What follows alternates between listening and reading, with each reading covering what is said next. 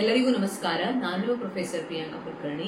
ಇವತ್ತಿನ ತರಗತಿಯಲ್ಲಿ ನಾವು ಥಿಯರೀಸ್ ಆಫ್ ಲೀಡರ್ಶಿಪ್ ಅಥವಾ ಪ್ರಿನ್ಸಿಪಲ್ಸ್ ಆಫ್ ಲೀಡರ್ಶಿಪ್, ಇದನ್ನು ನಾವು ಥಿಯರೀಸ್ ಆಫ್ ಲೀಡರ್ಶಿಪ್ ಅಂತಾನೂ ಕರೀಬಹುದು, ಪ್ರಿನ್ಸಿಪಲ್ಸ್ ಆಫ್ ಲೀಡರ್ಶಿಪ್ ಅಂತಾನೂ ಕರೀಬಹುದು. ಈ ಒಂದು ಇಂಪಾರ್ಟೆಂಟ್ ಟಾಪಿಕ್ ಅನ್ನ ಡಿಸ್ಕಸ್ ಮಾಡಲಿದ್ದೇವೆ. ಬಿಸಿನೆಸ್ ಮ್ಯಾನೇಜ್ಮೆಂಟ್ ನ ಒಂದು ಇಂಪಾರ್ಟೆಂಟ್ ಟಾಪಿಕ್ ಆದ ಇದರಿಂದ ಹಲವು ಬಾರಿ ನಮ್ಮ ಕ್ವಶನ್ ಪೇಪರ್ ಅಲ್ಲಿ ಪ್ರಶ್ನೆಗಳನ್ನು ನಾವು ಎಕ್ಸ್ಪೆಕ್ಟ್ ಮಾಡಬಹುದು. ನೋಡಿ, ಮೊದಲನೆಯದಾಗಿ ಎಷ್ಟು ಥಿಯರೀಸ್ ಇದೆ ಇಲ್ಲಿ? 7 ಥಿಯರೀಸ್ ಅನ್ನು ನಾನು ಎಕ್ಸ್ಪ್ಲೈನ್ ಮಾಡ್ತಾ ಇದ್ದೀನಿ. ಮೊದಲನೆಯದಾಗಿ qualitative theory, second one is situational theory, third one is coincidental theory, fourth one is followers theory, fifth one is behavioural theory, sixth one is functional theory and seventh one is state theory. 7 theories ಇದೆ. 7 theories ಅನ್ನ ಹೆಸರನ್ನ ನೆನಪಿಟ್ಕೊಳ್ಳಿ. ಅದರಲ್ಲಿ ಆ ಥಿಯರಿಯಲ್ಲಿ ಏನಿರಬಹುದು ಅಂತ ಅದರ title ಅನ್ನು ನೋಡಿದಾಗ, title of the theory, when you observe the title of the theory you will get an idea, okay, about what may be inside the theory. Yes or no? First one is what? First one is qualitative theory. Means what? See, some people have leadership qualities by birth. Leadership is an art, okay. As per this theory, what you have to concentrate, the leader is one who is having following qualities. Some leaders are having those qualities by birth, okay. Some are gaining by experience or their life exposure, okay. They get exposure in the life, then they will get those qualities. ಈ ಒಂದು ಥಿಯರಿಯ ಪ್ರಕಾರ qualities, ಕೆಲವೊಂದು qualities ಇದ್ರೆ ಆ ಒಬ್ಬ ವ್ಯಕ್ತಿಯನ್ನು ನಾವು ಲೀಡರ್ ಅಂತ ಕನ್ಸಿಡರ್ ಮಾಡಬಹುದು. ಹಾಗೆಯೇ ಈ ಥಿಯರಿಯ ಪ್ರಕಾರ ಕ್ವಾಲಿಟೀಸ್, ಕೆಲವೊಬ್ಬರು ಬೈ ಬರ್ತ್ ಲೀಡರ್ ಆಗಿರ್ತಾರೆ. ಅಂದ್ರೆ ಏನು? ಬೈ ಬರ್ತ್ ಅವರಲ್ಲಿ ಆ ರೀತಿಯ ಕ್ವಾಲಿಟೀಸ್ ಇರುತ್ತೆ. ನೀವು ನೋಡಬಹುದು, ಚಿಕ್ಕ ಮಕ್ಕಳನ್ನ ಅಬ್ಸರ್ವ್ ಮಾಡಿದಾಗ ಕೆಲವೊಂದು ಮಕ್ಕಳು ಚಿಕ್ಕಂದಿನಿಂದಲೇ ಲೀಡರ್ಶಿಪ್ ಕ್ವಾಲಿಟೀಸ್ ಇರುತ್ತೆ, ಹೌದಾ? ಕೆಲವೊಬ್ರು ಏನಾಗುತ್ತೆ, ಬೆಳೀತಾ ಬೆಳೀತಾ ಬೆಳೀತಾ ಅವರು ಆ ಕ್ವಾಲಿಟೀಸ್ ಅನ್ನ ಅಕ್ವೈರ್ ಮಾಡ್ತಾರೆ. They learn those qualities and leadership is an art. As per this theory, leadership is an art. ಅಂದ್ರೆ ಏನು? ಲೀಡರ್ಶಿಪ್ ಅನ್ನುವುದು, ನಾಯಕತ್ವ ಅನ್ನುವುದು ಒಂದು ಕಲೆ ಅಂತ, ಹೌದಾ? ಎಲ್ಲರಿಗೂ ನಾಯಕತ್ವ ಬರುತ್ತಾ? ಇಲ್ಲ. ಎಲ್ಲರೂ ಒಳ್ಳೆಯ ನಾಯಕರಾಗಲು ಸಾಧ್ಯ ಇಲ್ಲ. ಸೊ ನಾ ಹೇಳಿದ ಪ್ರಕಾರ the qualities, the leaders must possess the following qualities ಅಂತ. ಯಾವ ಯಾವ ಕ್ವಾಲಿಟೀಸ್ ಇರಬೇಕು? As per this theory, which are those qualities? No need to by heart, just remember. Physical strength. See, many times this particular quality is not considered as correct, but in some jobs, for example, you are going for some military jobs, okay, you are going for some military or army jobs or police jobs where physical strength is must. Yes or no? If you are not having the physical strength, then how could you become leader? You are mentally capable, mentally strong, having intellectual qualities, but your physical health is not correct, okay. If your physical health is not correct, physical strength is not good, then people will not consider you as a leader, okay. Physical strength, not the physical look or appearance, but strength is important. Then second one, courage and diligence. What is important? Diligence is important, courage, ಧೈರ್ಯ ಅನ್ನೋದಿರಬೇಕು. Third one, personality.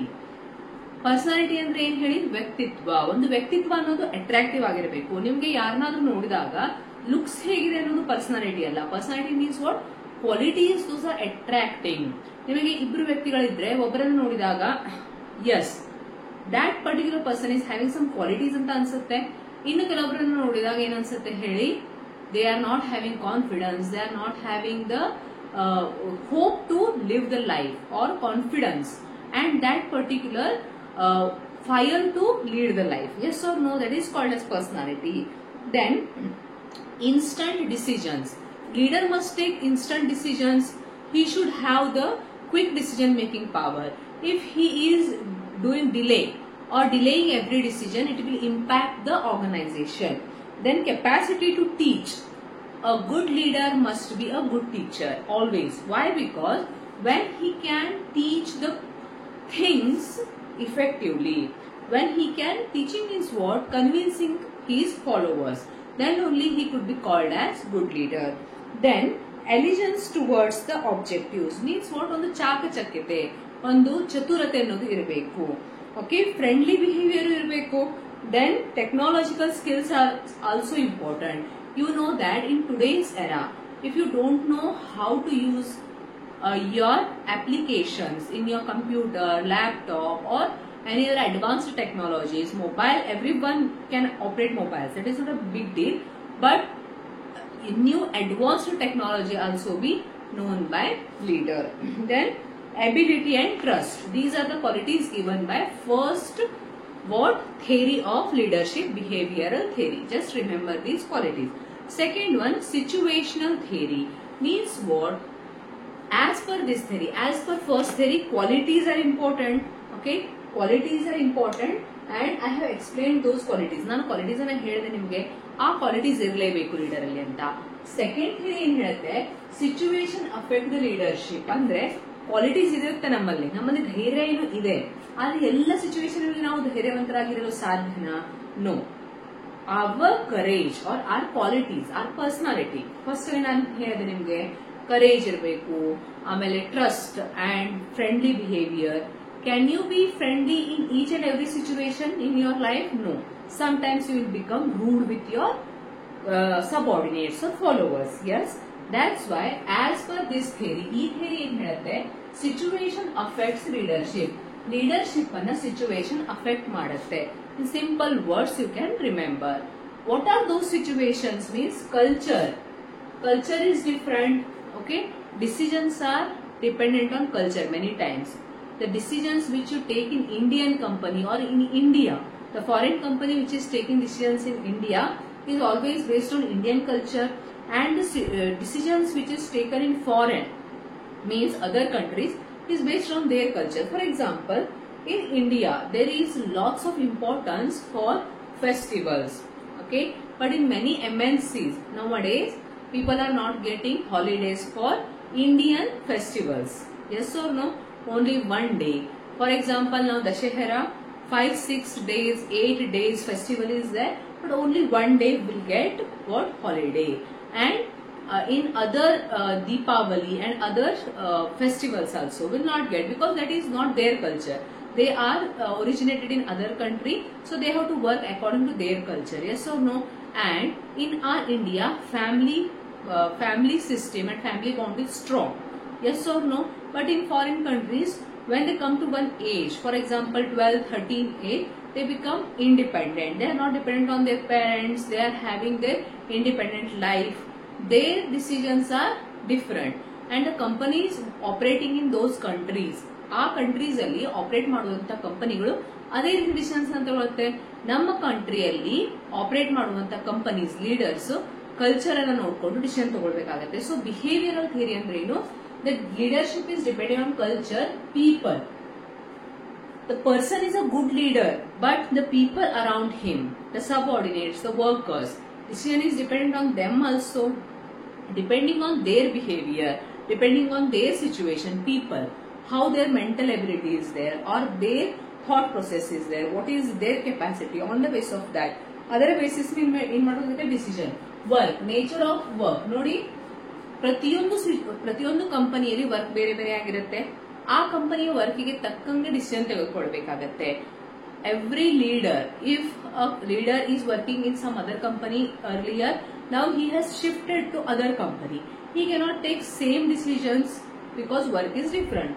Then organisation, in different organisations leadership style is different. It is called as what? Behavioral theory. Okay. Next one is what? Coincidental theory. Coincidence ಅಂದ್ರೆ ಏನ್ ಹೇಳಿ? Coincidence ಅಂದ್ರೆ ಏನು?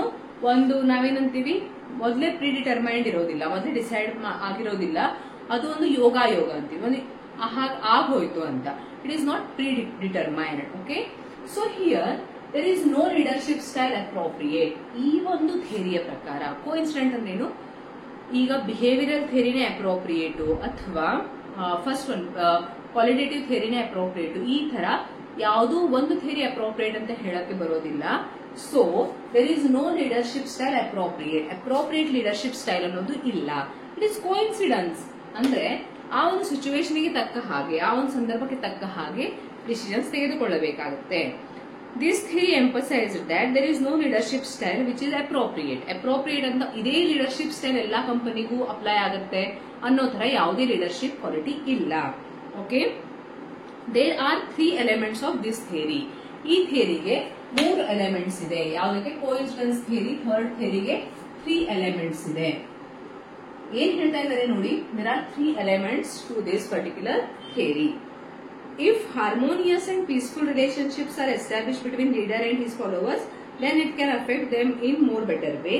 Leaders can more efficiently control lower structural functions like teaching and research work rather than upper structural functions. Right of leaders also affect control efficiency of a leader. 3 elements ಹೇಳ್ತಾ ಇದ್ದಾರೆ. First ಏನ್ ಹೇಳ್ತಾ ಇದ್ದಾರೆ, the leadership is dependent on the relationship between the followers and leader. Relationship. Okay, first element is what? Relationship between followers and leader. For example, now if my relation with my boss is good, okay, then I will obey all the orders. Yes or no? ನನ್ನ ಒಂದು leader ಜೊತೆಗೆ ಅಥವಾ ನನ್ನ boss ಜೊತೆಗೆ ನಾನು ಒಂದು ಒಳ್ಳೆ ಬಾಂಧವ್ಯವನ್ನು ಹೊಂದಿದ್ದೆ ಅಂದ್ರೆ ಅವರು ಏನೇ ಆರ್ಡರ್ ಕೊಟ್ಟರು ಅದನ್ನ ನಾನು ಪಾಸಿಟಿವ್ ಆಗಿ ರಿಸೀವ್ ಮಾಡ್ತೀನಿ. ಒಂದ್ಸಲ ಅವರ ಬಗ್ಗೆ ನನ್ನ ಮೈಂಡ್ ಅಲ್ಲಿ ನೆಗೆಟಿವಿಟಿ ತುಂಬಿಕೊಂತು ಅಂದ್ರೆ ಅವರು ಒಳ್ಳೆಯದನ್ನೇ ಹೇಳ್ತಾ ಇದ್ರು, ಏನಾಗುತ್ತೆ ಹೇಳಿ, I will receive that in negative way. So first element is relationship between followers and leader that affects the leadership. Second one, leader can more efficiently control lower structural functions like teaching and research work rather than upper structural functions. Andre teaching and research.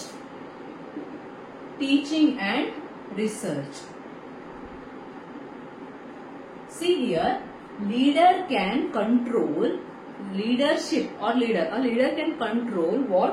Teaching and research ಅನ್ನು ಅವನು effective ಆಗಿ ಮಾಡಬಹುದು. Upper structure ಗಿಂತ, upper structure ಅಂದ್ರೆ ಏನ್ ಹೇಳಿ, ಆತ decision ತಗೊಳ್ಳುವಾಗ ಆತನಿಗೆ ಕನ್ಫ್ಯೂಷನ್ ಇರುತ್ತೆ, ಆದ್ರೆ he can teach and do the research in better way ಅಂತ. Okay, then what is the third element of this particular theory? Third element ಏನ್ ಹೇಳಿ, right of leader also affect the control efficiency of the leader. Right of the leader ಅಂದ್ರೆ ಒಬ್ಬ ಲೀಡರಿಗೆ ಏನೇನು ನಾವು ಹಕ್ಕುಗಳನ್ನ ಕೊಟ್ಟಿದ್ದೇವೆ. ಇವಾಗ ನೀನು ಲೀಡರ್ ಅಂತ ಹೇಳ್ಬಿಟ್ಟು ಅವನಿಗೆ ಯಾವುದೇ ರೀತಿ ಹಕ್ಕು ಕೊಡ್ಲಿಲ್ಲ ಅನ್ಕೊಳ್ಳಿ, ಅವನಿಗೆ ಯಾವುದೇ ರೀತಿ ಡಿಸಿಷನ್ ಮೇಕಿಂಗ್ ಪವರ್ ಇಲ್ಲ, ಅವನು ಯಾರಿಗೂ ಪನಿಷ್ ಮಾಡಕ್ ಸಾಧ್ಯ ಇಲ್ಲ, ಸೊ ಈ can not take the decision. So coincidental ಥಿಯರಿಯಲ್ಲಿ relationship between follower and leader, teaching and research, ಆತ ಏನ್ ಮಾಡಬಹುದು, ಟೀಚಿಂಗ್ ಅಂಡ್ ರಿಸರ್ಚ್ ಅನ್ನ ಎಫೆಕ್ಟಿವ್ ಆಗಿ ಮಾಡಬಹುದು. ರೈಟ್ ಆಫ್ ದ ಲೀಡರ್, ಆತನಿಗೆ ಯಾವ ಯಾವ ಹಕ್ಕುಗಳನ್ನು ಆರ್ಗನೈಸೇಷನ್ ಕೊಡುತ್ತೆ ಅದರ ಮೇಲೆ ಅವನ ಒಂದು ಇಫೆಕ್ಟಿವ್ನೆಸ್ ಇಂಪ್ಯಾಕ್ಟ್ ಆಗುತ್ತೆ. So fourth one is follower theory. Followers also enhance efficiency of leader. ಈ ಒಂದು ಥಿಯರಿಯ ಪ್ರಕಾರ ಫಾಲೋವರ್ಸ್ ಅಂದ್ರೆ ಇವಾಗ ನಾನ್ ಟೀಚರ್, ನೀವು ಸ್ಟೂಡೆಂಟ್ಸ್. ಓಕೆ, ನಾವ್ how you motivate me. Okay, ಈಗ ನೀವು ಕಮೆಂಟ್ ಮಾಡ್ತೀರಾ, ಮ್ಯಾಮ್ ಈ ವಿಡಿಯೋಸ್ ಹೆಲ್ಪ್ಫುಲ್ ಆಗ್ತಾ ಇದೆ, ನನಗೆ ಏನ್ ತಲೆಯಲ್ಲಿ ಬರುತ್ತೆ ಹೇಳಿ, next time I should be more efficient, I should work more efficiently, I should upload more videos, I should do more research and study. ಈ ರೀತಿ ನನಗೆ ಅನ್ಸುತ್ತೆ. Means what, you are enhancing my ability. ನೀವು ನನಗೆ ಪ್ರೋತ್ಸಾಹವನ್ನು ಕೊಟ್ಟು ನನ್ನ ಎಬಿಲಿಟಿಯನ್ನು enhance ಮಾಡ್ತಾ ಇದ್ದೀರಾ, ನನ್ನ ಟೀಚಿಂಗ್ ಬೆಟರ್ ಆಗ್ತಾ ಇದೆ, ಯಾಕಂದ್ರೆ ನೀವು ನನಗೆ ಪ್ರೋತ್ಸಾಹ ಕೊಡ್ತಾ ಇದ್ದೀರಾ. In the same way followers ಥಿಯರಿಯಲ್ಲಿ followers also enhance efficiency of leader. ಅಂದ್ರೆ ಒಬ್ಬ ಒಳ್ಳೆಯ ಟೀಚರ್ ರೂಪ ತಾಳಬೇಕು ಅಥವಾ ಒಬ್ಬ ಒಳ್ಳೆಯ ಟೀಚರ್ ಇರಬೇಕು ಸಮಾಜದಲ್ಲಿ ಅಂದ್ರೆ ಒಳ್ಳೆಯ ವಿದ್ಯಾರ್ಥಿಗಳಿಂದ ಮಾತ್ರ ಸಾಧ್ಯ. ಅದೇ ರೀತಿ ಒಳ್ಳೆಯ ಲೀಡರ್ ಇರಬೇಕು ಅಂದ್ರೆ ಒಳ್ಳೆಯ ಫಾಲೋವರ್ಸ್ ಇರಬೇಕು ಅನ್ನೋದು ಫಾಲೋವರ್ಸ್ ಥಿಯರಿಯ ಒಂದು ಸಿದ್ಧಾಂತ. Next, behavioural theory. Leader must present ideal behaviour in front of followers. ಇದೊಂದು ನೆನ್ಪಿಟ್ಕೊಳ್ಳಿ, ಒಂದು ಲೈನ್ ಅಲ್ಲಿ ಎಲ್ಲ ಬರೆದಿದ್ದೀನಿ ನಾನು, ಒಂದೊಂದು ಲೈನ್ ಅಲ್ಲಿ ನೆನ್ಪಿಟ್ಕೊಳ್ಬೇಕು. Leader must present ideal behaviour ಅಂದ್ರೆ ಕ್ವಾಲಿಟೇಟಿವ್ ಥಿಯರಿಯಲ್ಲಿ ನಾನು ನಿಮ್ಗೆ ಏನ್ ಹೇಳಿದೆ, ಕ್ವಾಲಿಟೀಸ್ ಇರಬೇಕು. ಈ ಫಾರ್ ಎಕ್ಸಾಂಪಲ್, ನಿಮ್ಮಲ್ಲಿ ಕರೇಜ್ ಇದೆ, ನಿಮ್ಮಲ್ಲಿ ಒಳ್ಳೆ ಪರ್ಸನಾಲಿಟಿ ಇದೆ, ಟ್ರಸ್ಟ್ ಇದೆ, all the good qualities are there, but you can not present that in front of your followers, then there is no use. So leader must present ideal behavior. ಅಂದ್ರೆ leader ಆದವನು followers ಎದುರಿಗೆ ಒಂದು ideal ಅಂದ್ರೆ ಒಂದು ಮಾದರಿ behaviour ಅನ್ನ set ಮಾಡಬೇಕು ಅನ್ನೋದು ಈ ಥಿಯರಿಯ ಸಿದ್ಧಾಂತ. ಫಂಕ್ಷನಲ್ ಥಿಯರಿ ಅಂದ್ರೆ ಏನು? This theory is related to individual and group study. Functional theory ಏನ್ ಹೇಳುತ್ತೆ ಅಂದ್ರೆ ಲೀಡರ್ಶಿಪ್ ಅನ್ನೋದು ಒಂದೇ ರೀತಿಯಾಗಿರೋದಿಲ್ಲ, ಅದು ಒಂದು ಇಂಡಿವಿಜುವಲ್ ಮೇಲೆ ಅಥವಾ ಗ್ರೂಪ್ ಮೇಲೆ ಡಿಪೆಂಡ್ ಆಗಿರುತ್ತೆ. ಫಾರ್ ಎಕ್ಸಾಂಪಲ್, ನಾನು ಒಳ್ಳೆಯ ಲೀಡರ್, ಬಟ್ ನನ್ನ ಕೈ ಕೆಳಗೆ ಇರುವಂತಹ ಫಾಲೋವರ್ಸ್, ಆತ ಇಂಡಿವಿಜುವಲ್ ಆಗಿರ್ಬೋದು, ಆತ ಗ್ರೂಪ್ ಅಲ್ಲಿ ಇರಬಹುದು. ಆ ಒಂದು ಗ್ರೂಪ್ ಯಾವ ರೀತಿಯಾಗಿದೆ, ಇಂಡಿವಿಜುವಲ್ ಯಾವ ರೀತಿಯಾಗಿದ್ದಾರೆ, ಅದರ ಮೇಲೆ ನನ್ನ ಲೀಡರ್ಶಿಪ್ನ ಏನಂತೀವಿ ನಾವು capacity are the quality of my leadership depending upon that the group are the individual. So what I should do, I should first study, okay, I should first study the group of individuals or that particular individual, then I start my work, my leadership. ಅದಾದ್ಮೇಲೆ ಯಾವ ರೀತಿ ನಾ leadership ಮಾಡಬೇಕು ಅಂದ್ರೆ, ಈಗ ನೀವು students ಇದ್ದೀರಾ, ನಿಮ್ಗೆ ಯಾವ ರೀತಿ ಪಾಠ ಮಾಡ್ಬೇಕು ಅನ್ನೋದನ್ನ ನಾನು ನಿಮ್ಮನ್ನ ಸ್ಟಡಿ ಮಾಡ್ಬೇಕು ಫಸ್ಟ್, ಅದಾದ ನಂತರ ನಾನು ಪಾಠ ಮಾಡಕ್ ಸ್ಟಾರ್ಟ್ ಮಾಡಬೇಕು ಅಂತ. Understood? Okay, so this theory is related to individual and group study. Means what, ಯಾರಿಗೆ ನೀವು ಲೀಡರ್ಶಿಪ್ ಮಾಡ್ತಾ ಇದ್ದೀರಾ, ಯಾರನ್ನು ನೀವು ಲೀಡ್ ಮಾಡ್ತಾ ಇದ್ದೀರಾ, you should study about those individuals or group. Okay, next one, trait theory. Trait is also like quality. Trait ಅಂದ್ರೆ ಏನು? ಕ್ವಾಲಿಟಿ ಅಂತಾನೆ. Those that possess better qualities and traits are the better suited to leadership. ಈ ಒಂದು ಇದರ ಪ್ರಕಾರ ಯಾವುದೇ ಒಂದು qualities ಅನ್ನ ಕಲಿಯೋದಕ್ಕೆ ಯಾರು ರೆಡಿ ಆಗಿರ್ತಾರೋ, for example, if I am shy, I cannot become leader because leader must have what? Courage and the ability to speak in front of everyone. Yes or no? So ನಾನು ಏನ್ ಮಾಡಬೇಕು, those that possess better qualities, ಯಾರು ಒಳ್ಳೆ ಒಳ್ಳೆ ಕ್ವಾಲಿಟಿಗಳನ್ನ ಕಲಿಯಲು ready ಇರ್ತಾರೋ, threat theory ಅಂದ್ರೇನು? Good qualities, who are ready to learn new things and threats are better suited to leadership. Leadership ಗೆ ಎಂಥ ವ್ಯಕ್ತಿಗಳು ಸೂಟ್ ಆಗ್ತಾರೆ? ನಿಮ್ಮನ್ನ ಒಂದು ಆಫೀಸರ್ ಪೋಸ್ಟಿಗೆ ಸೆಲೆಕ್ಟ್ ಮಾಡ್ತಾ ಇದ್ದಾರೆ ಅನ್ಕೊಳ್ಳಿ, ಅಥವಾ ಒಂದು ಒಳ್ಳೆಯ ಪೋಸ್ಟಿಗೆ ಸೆಲೆಕ್ಟ್ ಮಾಡ್ತಾ ಇದ್ದಾರೆ ಅಂದ್ರೆ, ನಿಮ್ಮ ಈಗಿನ ಕ್ವಾಲಿಟಿಗಿಂತ ಹೆಚ್ಚಾಗಿ ಏನ್ ನೋಡ್ತಾರೆ, what kind of person you can become after your training. ನಿಮ್ಮ ಟ್ರೈನಿಂಗ್ ಆದ ನಂತರ ನೀವು ಎಂತಹ ಪರ್ಸನ್ ಆಗಿ ರೂಪುಗೊಳ್ಳಬಹುದು ಅನ್ನೋದನ್ನ ಅವ್ರು ನೋಡ್ತಾರೆ. So if you are having the ability to become good leader, traits qualities ಅನ್ನ ಕಲಿಯುವಂತಹ ಎಬಿಲಿಟಿ ನಿಮ್ಮಲ್ಲಿದ್ರೆ, yes, we can train you and you can become a better leader. ಈ ರೀತಿ. So what is this? Those that possess better qualities and traits are better suited to leadership. ಯಾರು ಕಲಿಯುವಂತಹ ಒಂದು ಉತ್ಸಾಹವನ್ನು ಹೊಂದಿರ್ತಾರೆ, those can become better leaders. So these are the 7 important theories of leadership or principles of leadership. So in next class we'll discuss another important topic. So please ನನ್ನ ಚಾನೆಲ್ಗೆ subscribe ಮಾಡಿ, ಈ videos ಅನ್ನ ನಿಮ್ಮ friends ಜೊತೆಗೆ share ಮಾಡಿ. Thank you very much.